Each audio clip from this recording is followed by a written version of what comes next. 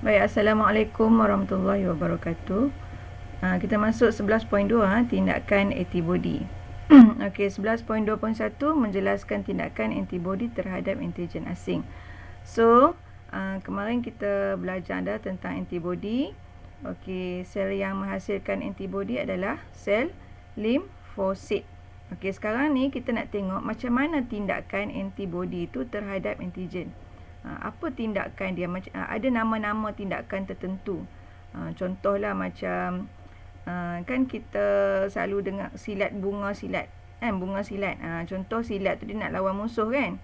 Jadi dia ada bunga ni, dia ada bunga ni, dia ada cara tindakan dia, tendang ke depan ke tendang ke belakang ke. Macam itulah analogi dia. So antibody ni cara dia nak bertindak terhadap antigen asing. Okay, antigen ni yang benda asing yang masuk dalam badan lah, sama ada patogen ataupun toksin. Dia ada cara-cara dia. Okey, berdasarkan gambar-gambar nanti kamu kena faham tindakan antibody itu terhadap antigen.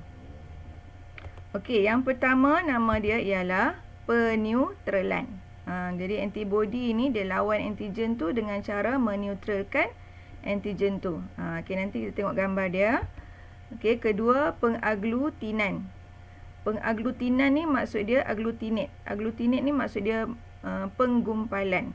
Jadi antibody itu dia bertindak terhadap antigen dan menggumpalkan antigen tersebut. Ini secara umum dulu Okey, kemudian pemendakan. Antibody itu dia bertindak terhadap antigen dan menjadikan antigen tu satu mendakan. Jadi antigen tu tak bolehlah nak bertindak balas. Okey, yang keempat penguraian. Uraikan antigen tu. Antibody tu akan uraikan antigen tu sampai antigen tu tak boleh bertindak. Okey, yang kelima pengopsoninan. Pengopsoninan ni dia bagi tanda. Antibody ni dia macam letakkan penanda dekat antigen untuk sel-sel fagosit makan antigen tu. Dia akan makan dan memusnahkan. Dia bagi tanda. Ni kawasan ni antigen ni. Okey. Itu pengopsoninan. Kita ingat keyword dia menanda. Okey. Kita tengok gambar-gambar dia. So, mekanisme tindakan antibody cikgu ulang balik. Kita ada pengaglutinan. Okey, ini penerangan tentang pengaglutinan. Antibody menyebabkan antigen bergumpal. Okey, dia bergumpal. Ini tindakan dia lah. Yang kuning ni antigen. Antibody yang warna purple ni kan. So dia akan bersama-sama, banyak-banyak antibody ni akan menyebabkan antigen bergumpal. So dia tak bolehlah bertindak antigen ni. Antigen ni kan jahat kan. Antigen ni tak bolehlah bertindak sebab antibody ni menyebabkan dia bergumpal. Macam ikat gumpal tu sampai jadi satu seketui macam tu, tak boleh nak bertindak. Itu nama dia tindakan secara pengaglutinan. Okey. Yang kedua, peneutralan ataupun juga dipanggil sebagai antitoksin. So untuk neutral ni kita ingat keyword dia toksin. Kita nak bagi tak menjadi toksin. So antibody bergabung dengan toksin menjadikan toksin bersifat tidak toksik. Dia bergabung sebab toksin ni juga adalah sejenis antigen. So antibody akan bergabung dengan toksin. So bila toksin dah bergabung, jadi toksin tu dia tak bolehlah nak bertindak. So dia sifat toksin tu dah tak jadi tidak toksik dah. Okey. Contoh macam inilah. Okey, antibody ni dia akan bergabung, bergabung dengan toksin. So toksin ni tak boleh bertindak balas dah. Alright. Okey, dua pengaglutinan, peneutralan. Kita ada lagi tiga. Okey. Next. Penguraian. Penguraian ataupun lisin. Lisin ni lisis lah, kita nak urai. Okey, lisin, perkataan lisin ni maksud dia urai. So maksud dia sekarang antibody nak uraikan antigen tersebut. Macam mana cara nak urai? Dia melekat pada antigen sampailah antigen tu pecah. Urai tu maksud dia pecah. Okey, bila pecah dia tak boleh lagi nak bertindak balas. Pengopsoninan, antibody melekat pada antigen, dia jadi penanda. Lepas tu fagosit, dia nampak saja antibody tu bagi signal pada fagosit. Fagosit akan terus mai untuk menjalankan proses fagositosis. Okey. Okey, macam ni Okey, ini antigen yang kuning. So antibody melekat dekat dia bagi penanda. Jadi fagosit nampaklah penandaan ni dan terus mai untuk memusnahkan antigen. Okey. Yang ni yang penguraian tadi ni. Yang biru tua ni adalah antibody. Yang hijau ni adalah antigen. So depa mai gabung-gabung-gabung sampai pecah. Nampak tak ada apa dah. Dia pecah. Alright. Okey. Mekanisme tindakan antibody. Seterusnya pemendakan. Yang kelima, pemendakan. Okey, antibody bertindak dengan antigen terlarut untuk membentuk kompleks tidak larut. Okey, dia jadi mendakan lah. Antigen ni asal dia terlarut, tak nampak terlarut. Tapi antibody tu akan bertindak terhadap antigen sampai dia jadi nampak, jadi tak larut. Jadi mendakkan lah, mendakkan ni akan menyebabkan antigen ni tak boleh nak bertindak. Okey, jadi mendakkan lah. Okey. So untuk 11.2 tu kamu hanya belajar tindakan antibody terhadap antigen yang 5 tadi tu. Ingatlah yang 5 tadi. Pengopsoninan, pemendakan, apa lagi? Peneutralan. Lagi apa? Lagi 2 apa? Ingat tak? Type lagi 2 apa? Tak ingat? Ingat tak? Ulang balik, tak ingat. Cikgu tak mau kita. Ingat balik. Peneutralan, pengaglutinan, pemendakan, penguraian, pengopsoninan. Kalau susah nak ingat ni, ingat perkataan asas dia, dasar dia. Apa ni pakai. Neutral, agglutinate, mendak, urai, opsonin. Jadi ingatlah 5 ni. Okey, lepas ni tolong hafal dan ingatkan. Cara nak bagi ingat, buat soalan banyak-banyak. Dia akan ingatlah. Okey, don't worry. Kita masuk 11.3. Jenis keimunan. Hari ni nak cover sampai 11.4. So sebab tu cikgu suruh masuk awal Kalau tak sempat, takut tak sempat. Okey, jenis keimunan kita ada 2. Keimunan pasif, keimunan aktif. Okey. Kita ada keimunan aktif dengan keimunan pasif. So keimunan aktif dibahagikan kepada 2. Keimunan aktif semula jadi, keimunan aktif buatan. Yang pasif pun ada 2 juga. Keimunan pasif semula jadi, keimunan pasif buatan. Okey. Jadi penerangan setiap satu ni kita akan tengok kemudian. Okey. Alright. So kita ingat semalam apa maksud keimunan. Keimunan adalah keupayaan badan menggunakan antibody untuk melawan penyakit ataupun serangan patogen. So keimunan ada 2 jenis, semula jadi dengan buatan. Kalau semula jadi, ingat semula jadi kita bayangkan apa maksud semula jadi. Maksudnya badan kita sendiri yang hasilkan antibody. Keimunan semula jadi maksudnya badan kita sendiri yang produce antibody. So ia melibatkan limfosit. Kan? Sebab limfosit yang hasilkan antibody.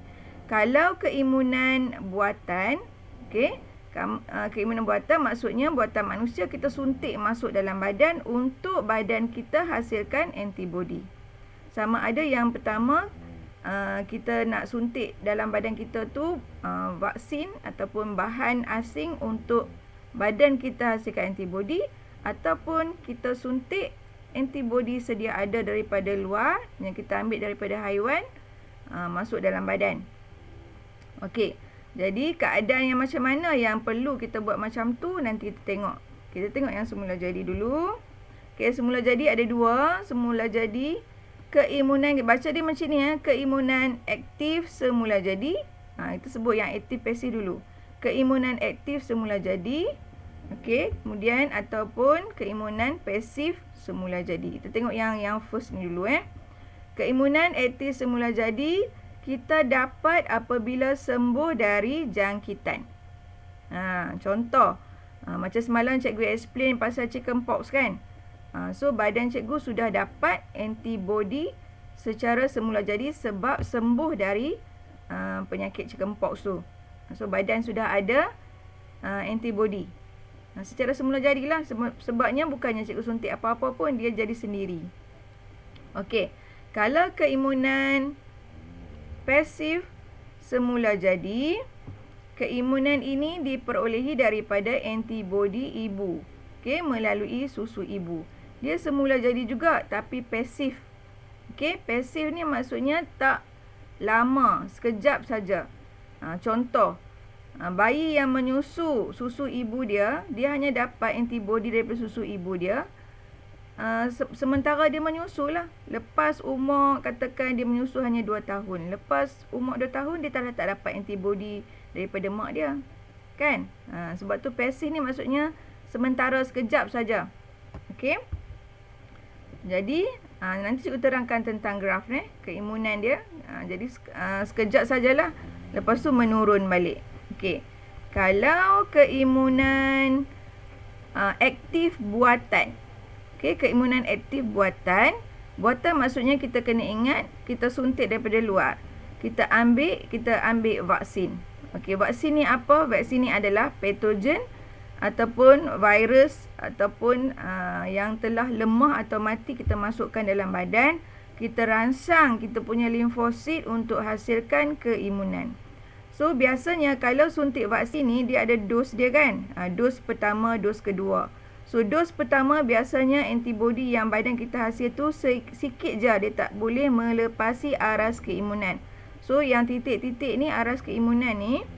Okey, yang ni maksudnya dalam badan kita dia ada macam had dia lah. Kalau melepasi aras keimunan, baru okey, baru dia mampu untuk lawan patogen.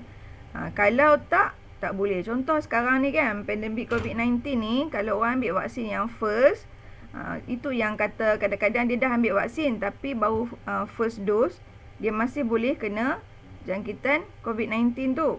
Sebabnya antibody dalam badan tak cukup lagi. Okey, bila dia dapat second dose, jadi barulah antibody dalam badan dia tinggi dan melepasi aras keimunan. Masa ni, okey, diharapkan tidak dapat jangkitan sebab antibody dah cukup untuk melawan serangan virus. Faham Okey. Now, kita nak tengok keimunan pasif buatan.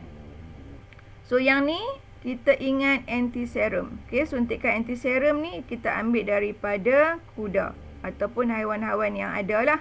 Okey, sekarang ni yang tengah virus sekarang ni katanya vaksin untuk COVID-19 ni ada daripada haiwan lama, LLAMA. Nanti cuba Google gambar haiwan tu. Dia macam kuda, macam unta sikit macam tu. Tapi tengah masih dalam penyelidikan lah kan. Jadi kita ambil antiserum tu, disuntik masuk. Tapi yang kes yang lama tu kita ambil untuk hasilkan vaksin. Yang ni antiserum ni, dia suntikkan tu sekejap saja untuk merawat penyakit-penyakit tertentu saja. Lepas suntikan pertama habis, lepas tu dia akan turun balik.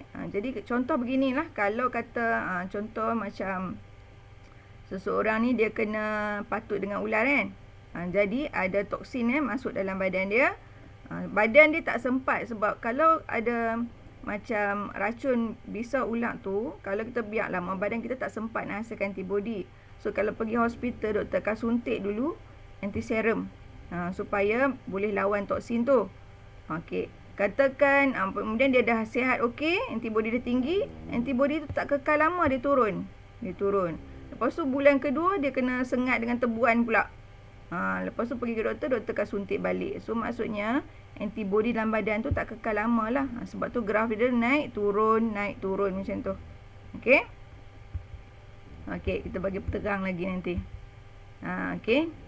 So, penerangan lagi jelas lagi Kalau keimunan aktif, maksud dia limfosit. Aktif ni maksudnya badan kita hasilkan limfosit hasilkan antibody sendiri. Tadi kan. So, kita ada keimunan aktif semula jadi. Semula jadi ingat apa? Sembuh dari penyakit. Keimunan aktif buatan ingat apa? Ingat vaksin. Vaksin tu buatan. Tujuan dia apa? Dua-dua tujuan ni untuk kita hasilkan antibody.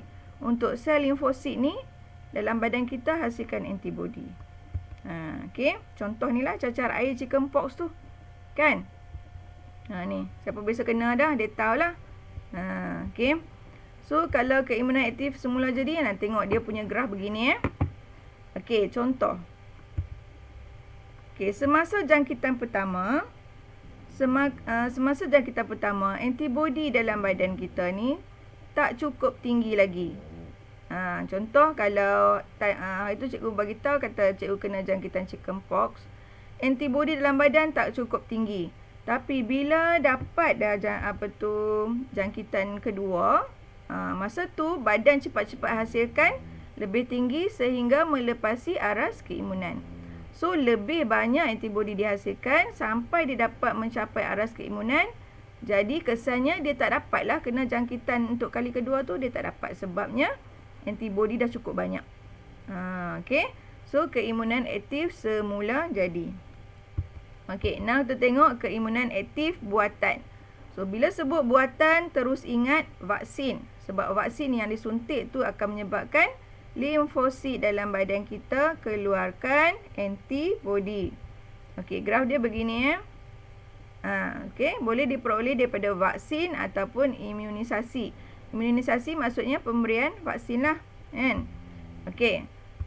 So, ini melibatkan ampaian patogen yang telah mati atau dilemahkan. Jadi badan kenal sebagai antigen. So, badan akan keluarkan antibody. Okey. Okey, kita tengok graf dia. Okey, ini graf dia. Nampak keyword dekat ni, kalau nampak injection saja, sebab dalam soalan dia akan tunjuk graf, dia tanya, yang ni keimunan apa. Jadi kalau kita nampak injection saja, maksudnya ambil daripada luar. Injection apa? Injection vaksin, kan? Nampak? First injection, dia punya kepekatan antibody, nampak yang part CY ni. Kepekatan antibody dia tak tinggi. Rendah saja. So kita kena bagi booster, kena second dose.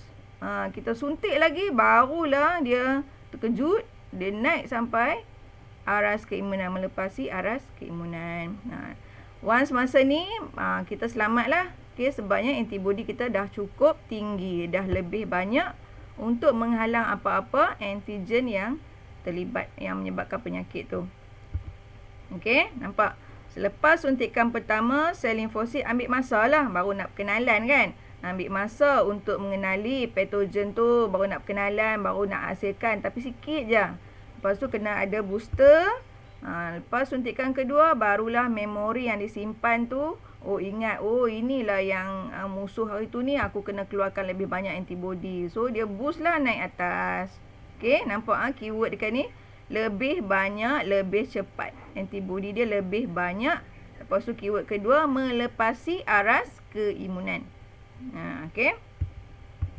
Okay, now habis pasal aktif tu, kita tengok keimunan pasif pula. Kita ada dua pasif semula jadi, pasif buatan. Pasif semula jadi, ingat dua benda.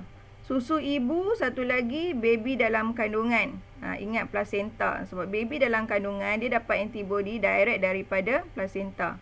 Placenta melalui tali pusat, kan, daripada mak dia. Okey, yang kedua ingat susu ibu tu lah.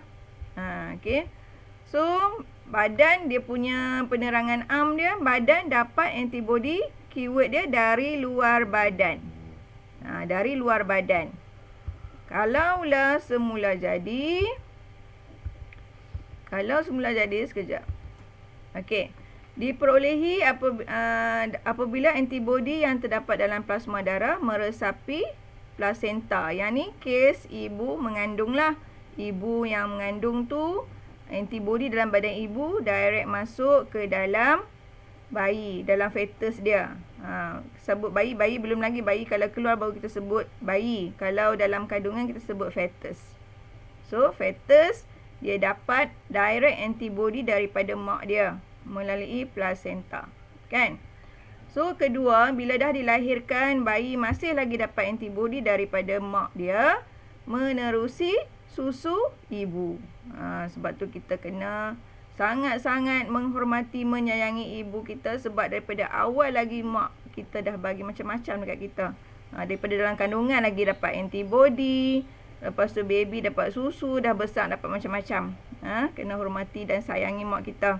Alright. Next. Ini untuk graf bagi keimunan pasif semula jadi. So dia direct teruslah. Okey, tapi turun. Turun sebab apa? Sebab sementara saja. Bila dah habis, dah keluar daripada dah jadi baby, dia tak dapat dah yang first ni. Lepas tu dah habis 2 tahun, 3 tahun dah tak dapat dah. Sebab tu dia punya graf tu menurun. Maksudnya antibody dalam badan tu tak kekal lama. Okey. Okey. Nah, kalau keimunan pasif buatan, ingat anti-serum. Okey. Serum yang ada antibody kita panggil anti-serum.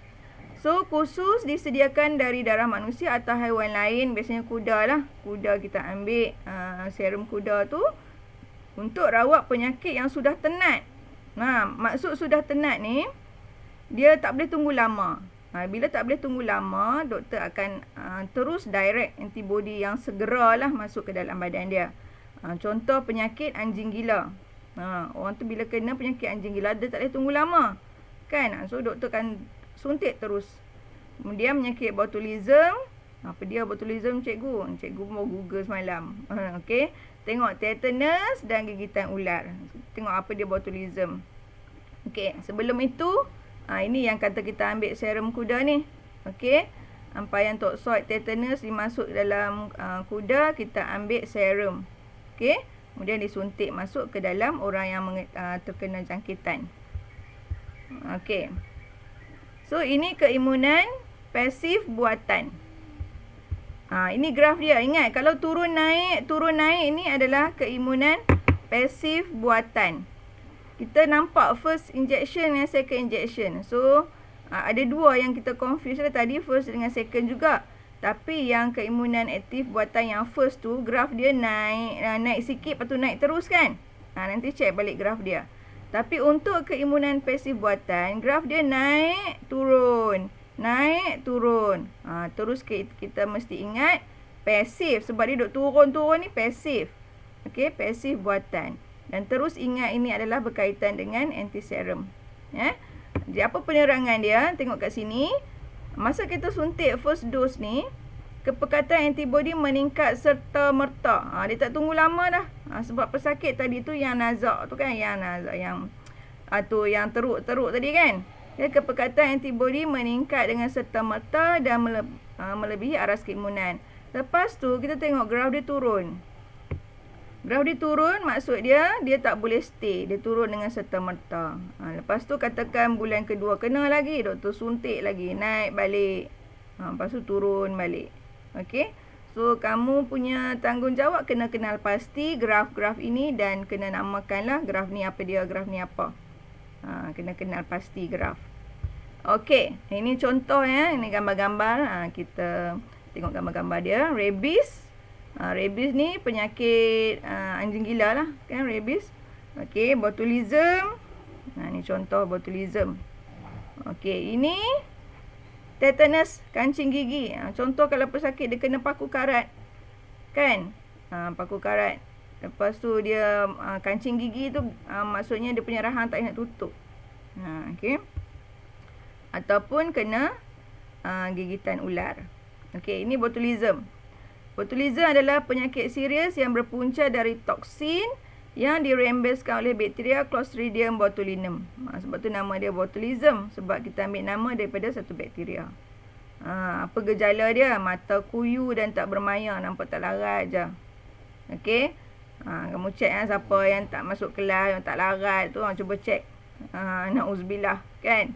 Okey, mengalami kesukaran untuk mengawal pergerakan kepala dan tengkuk. Sukar bernafas. Sukar nak isap susu atau menelan. Untuk baby Okey, so dibagi penerangan kat sini.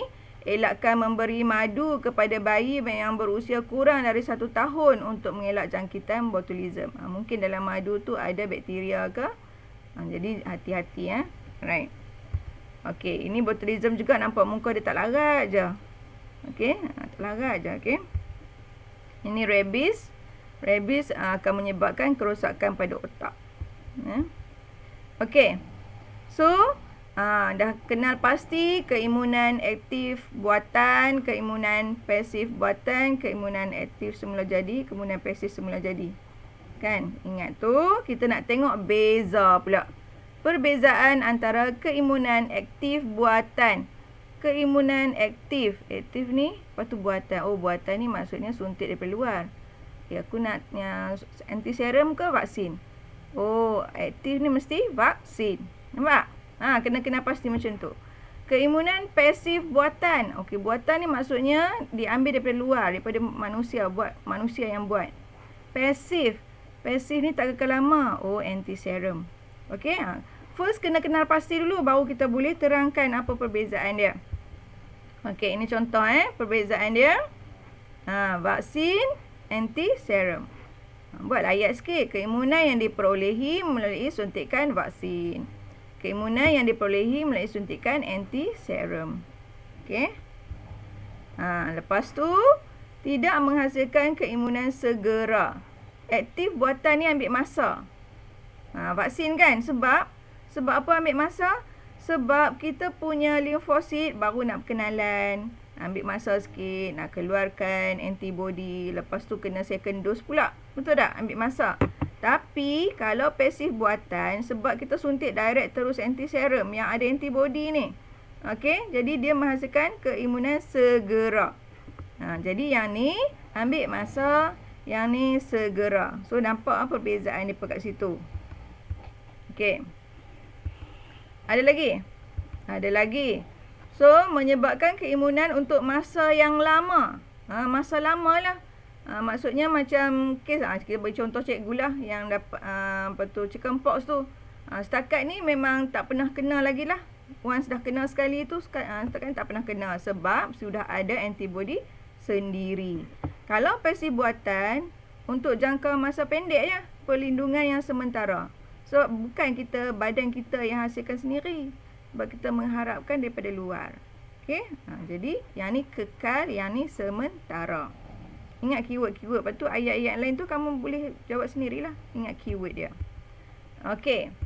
Ada lagi. Okey, vaksin diberi sebelum dijangkiti penyakit. Nampak Jadi sekarang ni kan orang duk ambil vaksin COVID-19. Orang tu tak kena lagi pun. Diberi sebelum. Tapi kalau anti-serum diberi setelah. Kalau tu dapat penyakit tu barulah kita suntik. Nampak tak? Itu beza dia. Yang ni sebelum, yang ni selepas. Suntikan masa bila, yang ni sebelum, yang ni selepas. Okey. Kita pergi laju sikit sebab lagi nak tengok soalan banyak juga. So 11.4. Okey, 11.2 tadi berkenaan dengan tindakan antibody. 11.3 pasal keimunan. 11.4 isu kesihatan. Okey, selalunya cikgu akan suruh kamu teranglah benda ni, tapi takut ambil masa sebab kita duk mengejar nak bagi ni kan. Banyak lagi yang tak selesai. So kita tengoklah apa yang berkaitan dengan keimunan. Penyakit-penyakit yang berkaitan dengan keimunan. Okey. First yang famousnya adalah HIV. Lepas ni mungkin buku silibus kita mungkin kena tukar, kena tambah COVID-19 lah.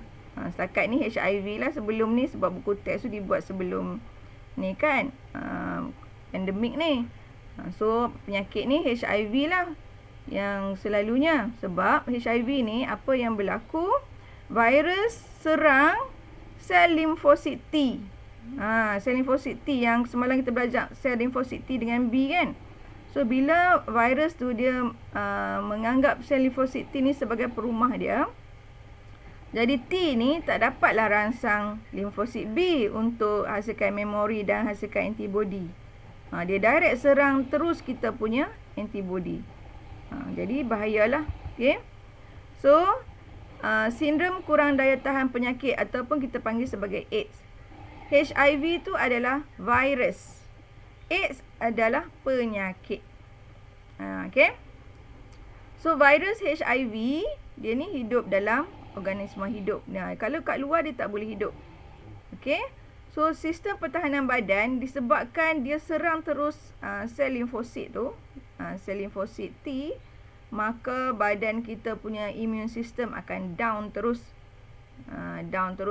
Jadi apa-apa penyakit yang simple-simple ataupun serangan patogen yang tak berapa bahaya pun, sebab badan kita langsung tidak ada sistem imun yang tu boleh menyebabkan kematian. Okey, sebab dia serang terus. Contoh macam inilah, dalam satu negara tu negara lain dia serang terus sistem pertahanan. Jadi kolaps teruslah negara tu, sebab dia bukan serang rakyat, dia serang sistem pertahanan terus. Kan? Okey. So inilah virus HIV ni. Lawa kan? Okay, tapi itulah jahat Okey. So gejala-gejala dia macam-macam gejala. Penyakit kulit, jangkitan sistem pernafasan, cirit-birit, batu kering, jangkitan kuman pada otak, jangkitan kulat, kanser. Last sekali, meninggal dunia. Okey, ini contoh-contoh lah gambar-gambar daripada penyakit pesakit AIDS disebabkan oleh HIV, human immune virus HIV. Okey, pemindahan HIV. Okey, macam mana virus ini dipindahkan ke dalam badan manusia? Okay, HIV dijumpai bila doktor cek, ada dalam darah, ada dalam bendala tisu, ada dalam air mani, ada dalam cecair dalam faraj, ada dalam susu badan pesakit AIDS. Okey. So, kena elakkan benda-benda ni daripada berpindah ke badan orang yang sihat. Jadi, kalaulah adakan hubungan seks dengan pesakit tanpa perlindungan, akan dapat sebab pemindahan melalui air mani ataupun bendala cecair dalam faraj. Okay. Kemudian kalau darah pula mungkin dipindahkan, kalau darah tu tidak diuji dulu, sebab tu kalau kita nak derma darah, bila doktor dah ambil darah yang kita derma tu, bukan terus dihantar kepada pesakit yang memerlukan. Okay, akan diuji dulu, takut-takut ada virus. Okey, macam kongsi jarum suntikan dadah. Okey, yang ni kita nampak kalau pesakit HIV ni ada yang jenis daripada penagih dadah. Kan? Sebab dia pun kongsi jarum suntikan, kita tak tahu dalam darah tu ada HIV, dibawa kongsi yang lain. Okey. Ibu pembawa HIV juga akan memindahkan virus itu kepada anak yang disusui. Yang ni kesian Jadi dia juga boleh memindahkan ke fetus melalui plasenta. Ingat kalau dalam kandungan kita sebut fetus. Kita tak boleh sebut macam ni, ibu pembawa HIV memindahkan ke bayi melalui plasenta. Tak kenalah. Fetus tu dia masih dalam kandungan. Okey. Ni struktur HIV lah. Okey. Alright. Cara pencegahan macam tadilah. Jauhi hubungan seks, gunakan jarum, alat suntikan pakai buang. Tak boleh kongsi kan? Nombor 3, elakkan penlibatan penyalahgunaan dada. Lepas tu kalau ibu HIV positif, dia kena ambil antivirus. Lepas tu elak daripada menjalani pembedahan. Okay? Kalau boleh jangan susukan anak dia lah. Okay? Nak bagi anak dia tak ni kan? Tak kena pakai susu tepung ke Okey. Ataupun ibu susuan ke kan, ada je sekarang kan. Okey. So anggota kesihatan yang dia berurusan dengan pesakit AIDS sentiasalah kena mematuhi peraturan, elakkan daripada kecederaan, sebab bila pesakit tu berdarah dan katakan anggota kesihatan tu pun berdarah, senanglah berjangkit. Darah tu boleh masuk ke dalam orang yang sihat. Okey. Kita terus kepada soalan. Sebab cikgu nak soalan banyak untuk kita tengok. Sebab yang ni famous juga soalan berkaitan dengan keimunan, pasal tindakan antigen. Okey. Raja menunjukkan antigen dimusnahkan oleh antibodi melalui beberapa mekanisme. Mekanisme ni melalui beberapa tindakan lah. Okey. Tengok yang A. Gambar A. Kamu nampak ni antibody, kena kenal pasti antibody pergi dekat antigen. Tiba-tiba nampak antigen tu dah makin kurang dalam ni. Agak-agak A ni apa? Type sikit cikgu nak tengok. Gambar A tu tunjuk proses apa? Seorang pun jadilah.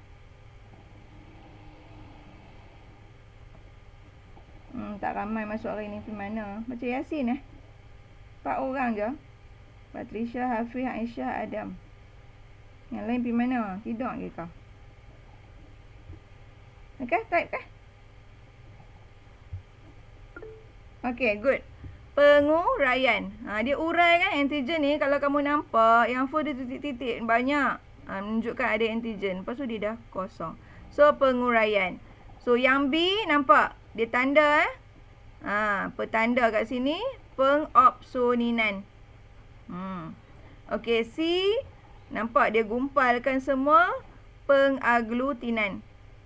Last. Peneutralan. Okay. Di antara yang berikut, yang manakah betul? Yang manakah betul? A. Peneutralan. Salah. A patutnya penguraian. So, jawapan yang betul apa? B tu. Pengopsoninan. C yang D adalah peneutralan. C adalah pengaglutinan. So, jawapan yang betul B lah. B. Okay. So, ingat So, untuk bab ni, tengok gambar. Bagi tahu dia sendiri. Oh, ni tindakan apa. Ni tindakan apa. Tindakan apa. Ni tindakan apa. Senang je. Okay. Alright. Next. Ini soalan struktur. Okay. Diagram menunjukkan dua jenis tindakan. Dia digunakan oleh antibody untuk memusnahkan antigen. Okey, kita tengok kat sini nampak dia bagi bergumpal kan. Antibody dia ramai-ramai ni. Yang Y ni antibody dia bagi bergumpal. Dia ikat-ikat bergumpal seketui macam ni. So, patogen tak boleh nak bertindak. Kalau macam ni nampak keyword dekat sini toksin. Terus kita ingat peneutralan. Dia ikat-ikat so toksin ni tak boleh nak bertindak dah. Terangkan perbezaan. First kita bagi tahu dulu jenis apa. Okey, kita bagi tahu dulu. Tindakan antibody jenis A ialah pengaglutinan. Bagi tahu dulu. Kemudian tindakan antibody jenis B adalah peneutralan. Lepas tu baru kita bagi explain macam mana tindakan dia. Jenis A menggumpalkan patogen, manakala antibody jenis B meneutralkan toksin. Dapatlah markah penuh. Okey, next. Raja menunjukkan antigen dimusnahkan. Okey. Dia tanya namakan mekanisme. Nampak macam ni. Gambar mungkin macam-macam lah. Tapi kamu kena faham tindakan dia tu. Masa dia join sini. Dia mendakkan. Okey. Dia mendakkan. So, pemendakan. Cikgu pergi laju-laju 42 dah. Okey.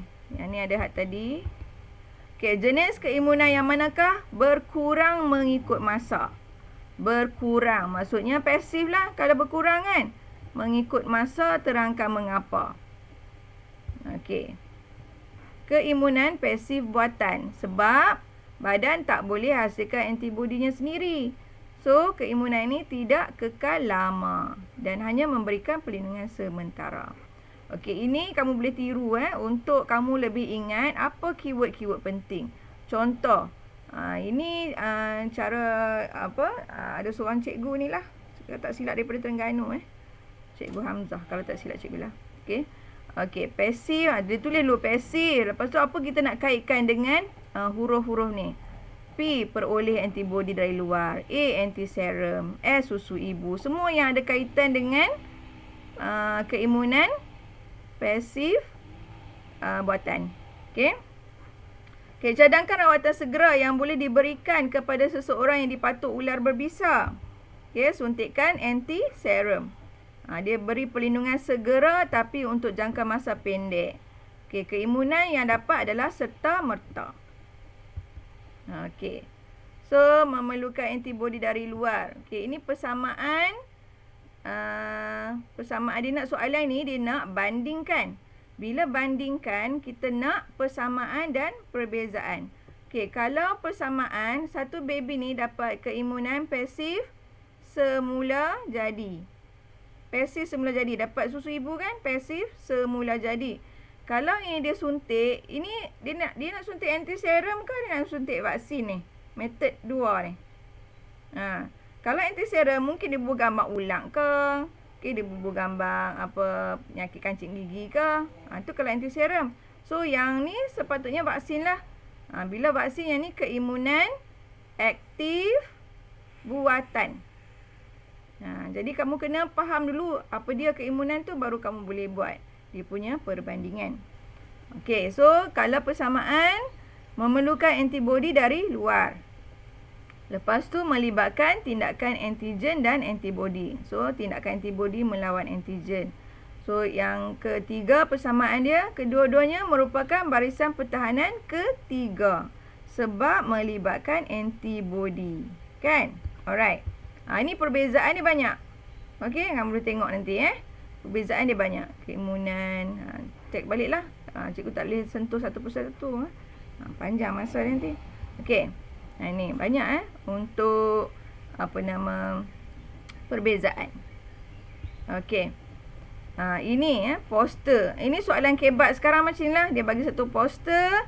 Dia tanya, wajarkan kempen tersebut? Wajar ni kita boleh jawab ya atau tidak lah. Kalau penyesuaian susu ibu ni mestilah ya kan. Kita bagi tahu lah ya wajar. Kemudian kita kena explain lah apa kewajaran tu. Susu ibu tu ada apa? Dia memberi keimunan pasif semula jadi, ada antibody, dapat lindung penyakit, okey? Dapat bantu bayi pertumbuhan. Ini semua skema. Kamu nak buat esay tak boleh buat P1, P2 ni. Kamu buat dalam bentuk ayat esay lah. Tapi straight to the point. Tak payah nak kona sana kona sini, straight to the point. Okey? Kadang-kadang esay tu pendek tapi penuh dengan maklumat, so dapat markah tinggi. Kalau esay tu dia panjang, jadi dia confident dapat markah tinggi. Sedangkan markah dia sikit saja. Sebab dia selalu around the bush, dia selalu duduk kona sana kona sini, tak straight to the point. Okey, yang ni keyword-keyword yang perlu kamu tulis. Tak sama dengan esay bahasa Melayu dengan esay biologi, tak sama. Okey, soalan seterusnya. Ni. Tu cikgu kata, tengok cara nak study, bila habis satu-satu topik, cari semua soalan. Kalau boleh ada buku pasir. Cari soalan. Oh, ini baru kita lebih faham dan lebih minat untuk terus kita kaji balik. Alright? Okey. Ini antara soalan-soalan dia. Okey, tengok gambar ni. Nampak? Naik, turun. Kalau ni cikgu ni study, kita boleh tulis P tu maksudnya pasif. Tapi ada orang je just tengok saja dia boleh nampak. Dia boleh nampak ini graf apa kan. Lagi satu keyword kat sini. Selepas suntikan ni maksudnya buatan. Kalau yang semula jadi tu tak boleh terima lah. Yang ni lah okey. Alright. Okey, kalau macam ni soalan SPM nampak. First injection turun. Okey, buatan. So yang mana yang terlibat? Kalau meningitis ni vaksin, hepatitis ni vaksin, polio pun vaksin. So penyakit anjing gila ataupun rabies. Dia tunjuk graf macam ni kan. Dia turun bawah. Okay. Okay. A student step a rusty iron nail. Dia terpijak paku besi berkarat. Oh, paku besi berkarat. Terus ingat tetanus. Tetanus tu kancing gigi. Kancing gigi. Okay. Kamu semua dah dapat dah punya vaksin masa form apa tak ingat cik. Form 3 kot. Anti-tetanus. Semua pelajar dah dapat vaksin tu. Okay.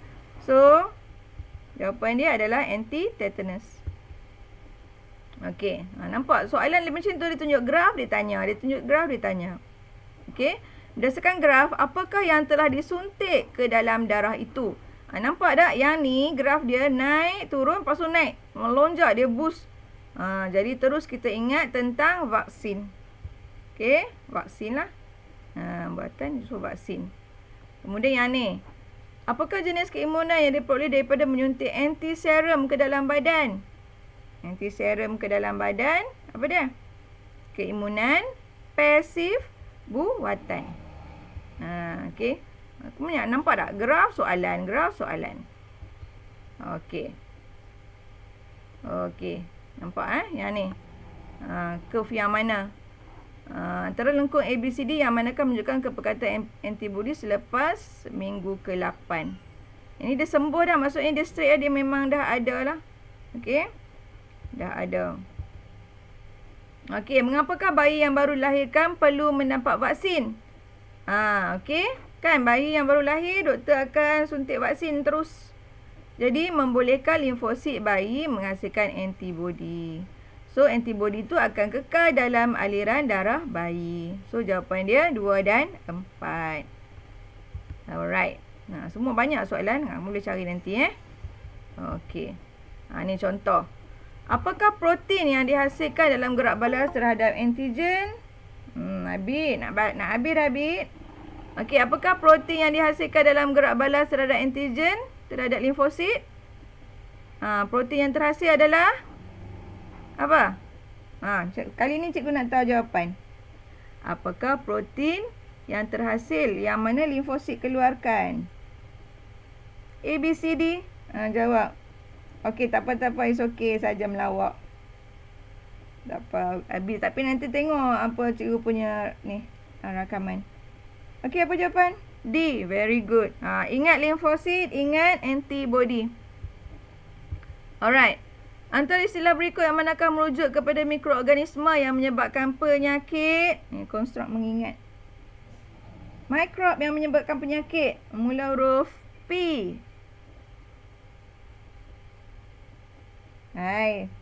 B, pathogen. Sebab dia refer kepada mikrob. Yes, good. Okay, pathogen. Okay. Ni contoh cikgu tak sempat nak ubah jawapan. Antara berikut yang manakah terlibat dalam barisan pertahanan pertama? Okay, kulit dengan membran mucus. Ni yang kemarin punya soalan. Okay, lebih kurang. Okay, nampak ni. Ni kalau boleh kamu buat nota, buat macam ni. Kamu lebih faham. Okay, antara berikut yang manakah merupakan contoh keimunan aktif? Keimunan aktif pulih daripada penyakit berjangkit. Yang ni pasif. C pasif, D pasif. Okey. Antara berikut manakah betul tentang keimunan pasif? Antibody tidak dihasilkan oleh tubuh badan bayi sendiri. Yang kekal lama ni aktif. Okey, kalau limfosit, kadang-kadang dia nampak bayi saja. Dia nampak bayi, dia ingat pasif lah. Kan? Tapi tengok kat depan ni. Antibody dihasilkan oleh limfosit. Mungkin masa ni, bayi tu kan dah doktor suntik vaksin, bayi tu akan hasilkan limfosit dalam badan dia akan hasilkan antibody. Jadi kamu janganlah baca sekali lalu saja. Sekali nampak bayi ni kamu nampak ingat yang pasif semula jadi. Sebab tadi kita explain pasal bayi dengan susu ibu kan. So tak boleh lah, kena baca bagi habis. Okey, keimunan yang boleh tidak memberikan tidak balas segera. Okey, ini pasif yang betul D . Sebab pasif tu segera. Okey. Banyak soalan-soalan ni. Okey. Boleh tengok nanti. Nak pilih laju ni. Okey, ni dia maksud AIDS. Okey, maksud AIDS. Lepas tu cerita pasal AIDS lah ni. Okey. Nanti boleh tengok ni. Boleh tengok YouTube nanti. Okey, bagaimana AIDS dapat dicegah. Kita explain tadi. Terangkan bagaimana seorang ibu membawa virus HIV. Okey, terang-terang cara elakkan pemindahan. Alright. Uraikan virus HIV. Okey, last. Ni penyakit yang berkaitan dengan keimunan juga SLE. SLE ni adalah sindrom di mana dia punya sistem keimunan serang balik sistem badan dia. Ni penyakit ni sistem penyakit di mana sistem imun dia menghasilkan antibody untuk serang sel sihat. Ni macam dalam negara tu ada askar-askar yang berpaling tadah lah. Contoh dia macam tu kan. Dia hasilkan antibody tapi serang sel sihat. Dianggap sel-sel sihat dalam badan tu sebagai antigen. Tu bahaya. Ada seorang anak murid cikgu tahun 2018 meninggal. Dalam sekolah kita lah. Okay, meninggal disebabkan penyakit SLE. Muda lagi, baru umur 20 tahun. SPM 2018. Okay, so itu penyakit genetik. Okay, so itu sahaja. Hari ni lama dekat sejam. Alright, so kita jumpa minggu depan. Ada soalan tak? Ada soalan? Sorry cikgu terpaksa kalut sikit sebab mengejar masa. Hari ni sejam je. Jadi kalau ada apa-apa boleh PM cikgu. Homework hari ni buat semua praktis formatif 11.2 sampai 11.4 tu. Tengok dalam buku teks. Okay. So itu sahaja.